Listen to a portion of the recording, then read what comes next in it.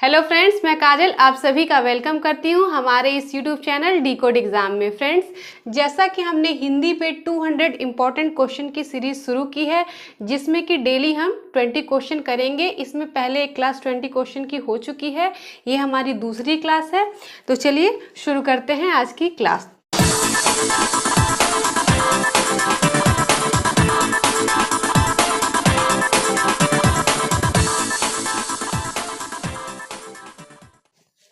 One by one मैं question यहाँ पे पढ़ूंगी, डिस्कस करूंगी और आपको बोर्ड पे क्वेश्चन दिखाई देते हुए चलेंगे।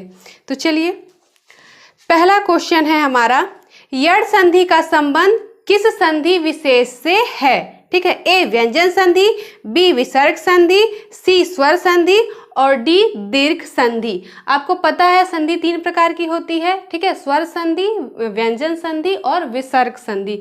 स्वर संधि के 5 भेद होते हैं। ठीक है, पहला दीर्घ संधि, वृद्धि संधि, गुण संधि, यड़ संधि और अयादि संधि। तो यड़ संधि को पूछा गया है, तो यहाँ पे देखिए सी वाला स्वर संधि किस संधि विशेष से आएगा? ये स्वर संधि, क्योंकि स्वर संधि का ही एक प्रकार है।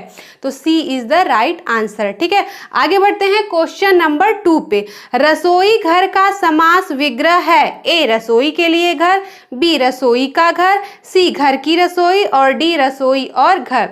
रसोई घर का समास विग्रह, पहले तो ये देखते हैं कि ये समास कौन सा है।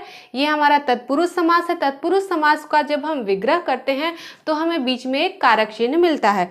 तो अगर हम देखें ए वाला, रसोई के लिए घर is the right answer. A is the right answer. चलिए आगे बढ़ते हैं क्वेश्चन नंबर 3 पे।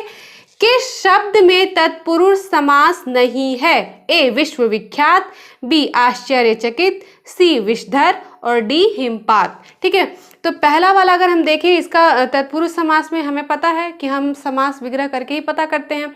तो विश्वविख्यात, विख्यात का अगर हम करेंगे तो क्या हो जाएगा? विश्व में विख्यात। ठीक है, तो ये तत्पुरुष हो गया। आश्चर्यचकित करते हैं तो आश्चर्य से चकित, ये भी तत्पुरुष हो गया। हिमपात की बात करें तो हिम का पात, तो ये भी हमारा हो गया तत्पुरुष। बचता है विषधर, तो विषधर, विष का धर कुछ होता नहीं। विषधर एक्चुअली बहुव्रीहि समास है, मतलब विष को धारण करने वाला, अर्थात सांप की बात हो रही है। तो यहाँ पे सी जो है वो आपका तत्पुरुष समास नहीं है, ये बहुव्रीहि, इसलिए सी इज द राइट आंसर। ठीक है, आगे बढ़ते हैं क्वेश्चन नंबर 4 पे। निम्न में से कौन सा शब्द स्त्रीलिंग है? ए चना, बी अरहर, सी बाजरा और डी उड़द। ध्यान रखिए, जो भी सारे अनाज होते हैं वे सारे पुल्लिंग होते हैं, लेकिन उसमें अपवाद है। क्या क्या? सरसों, मक्का और आपका ये अरहर। ठीक है, सरसों, मक्का और अरहर ये अपवाद। अरहर आपका स्त्रीलिंग होता है, तो यहाँ पे राइट आंसर होगा बी अरहर। ठीक है, आगे बढ़ते हैं।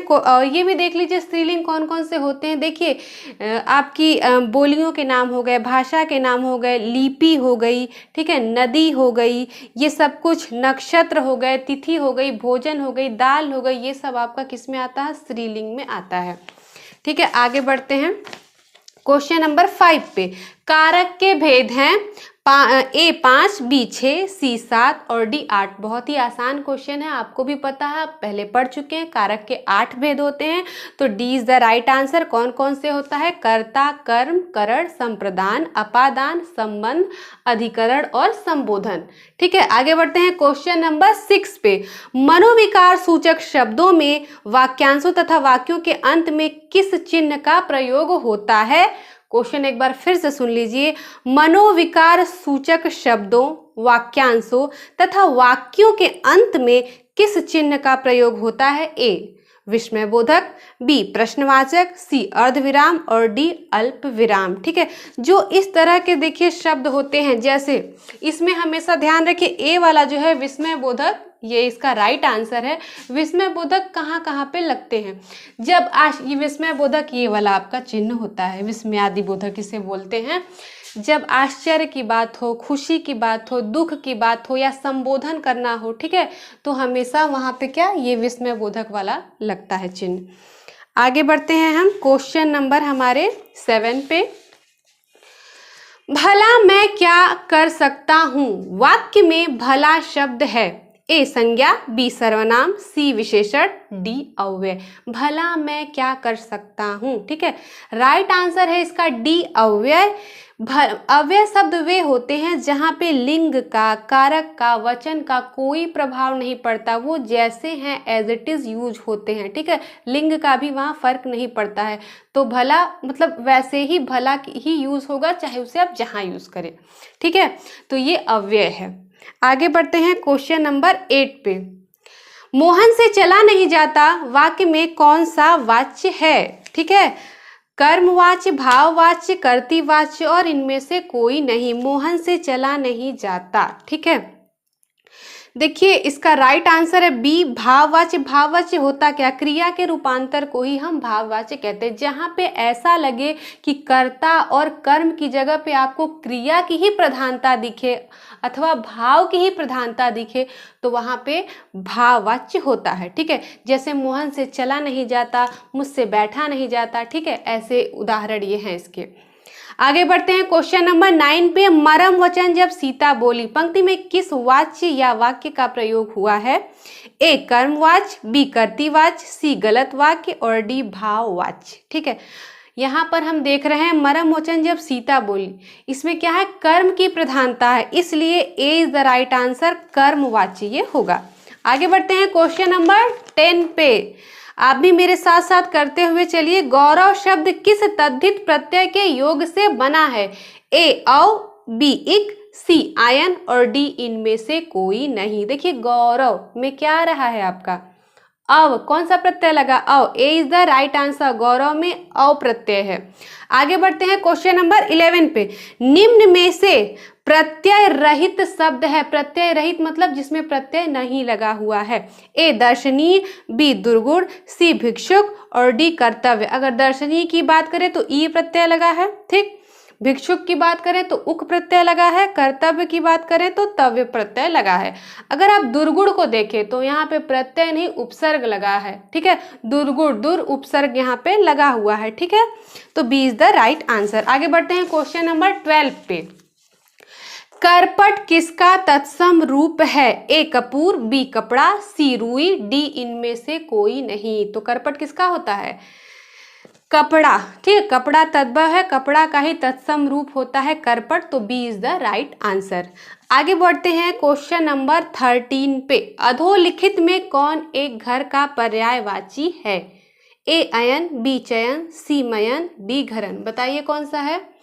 ए इज द राइट आंसर। अयन जो है वो घर का पर्यायवाची होता है।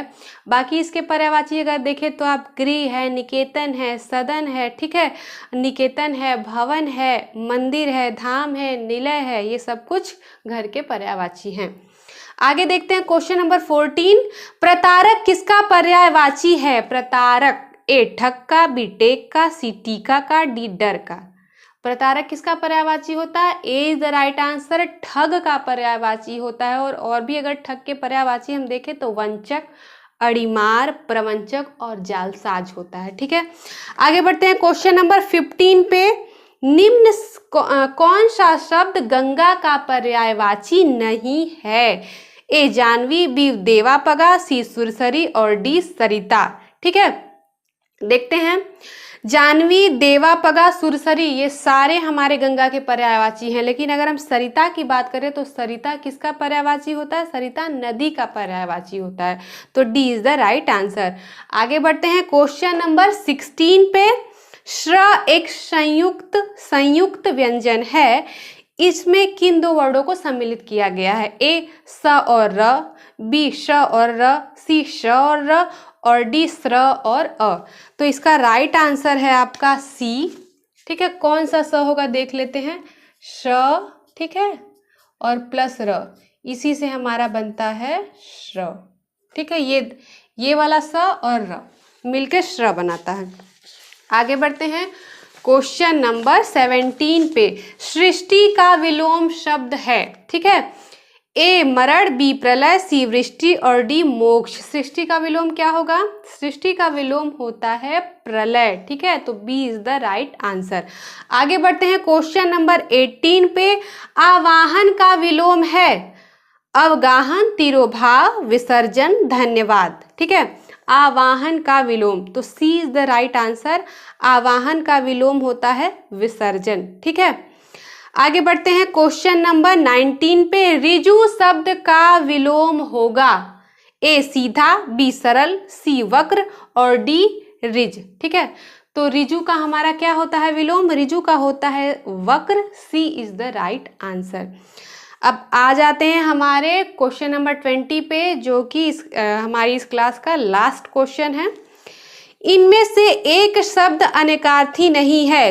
कर, वर्ड, लज्जा, अर्क। ठीक है, इसमें बताना है कि कौन सा है जिसका अनेकार्थी नहीं है। ठीक है, अनेकार्थी मतलब उसके एक शब्द के बहुत सारे अर्थ हों। तो अगर कर की बात हम करते हैं तो कर देखिए तो टेक्स होता है, हाथ होता है, आपका सूंड होता है, ठीक है, किरण होती है, ये सब कर बोला जाता है।